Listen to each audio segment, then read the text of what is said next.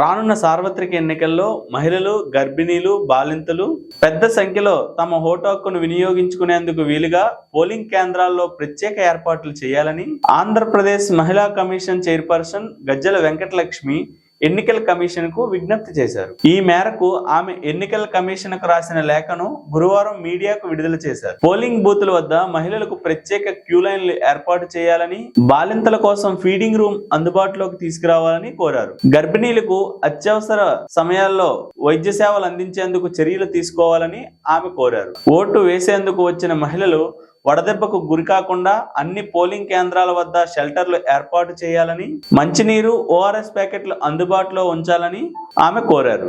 మహిళల కోసం ప్రత్యేకంగా మొబైల్ టాయిలెట్స్ ఏర్పాటు చేయాలని, లైంగిక దాడులు, వేధింపులు గురైన మహిళలకు తగిన న్యాయం చేసేందుకు, బాధితులను పరామర్శించేందుకు మహిళా కమిషన్ చైర్పర్సన్ సభ్యులకు ఎన్నికల నిబంధనలకు సడలింపు ఇవ్వాలని ఆమె కోరారు. గిరిజన మహిళలకు ఎన్నికలపై అవగాహన కల్పించేందుకు మహిళా కమిషన్ సభ్యులకు అనుమతి ఇవ్వాలని ఆమె ఎన్నికల కమిషన్ కు విజ్ఞప్తి చేశారు.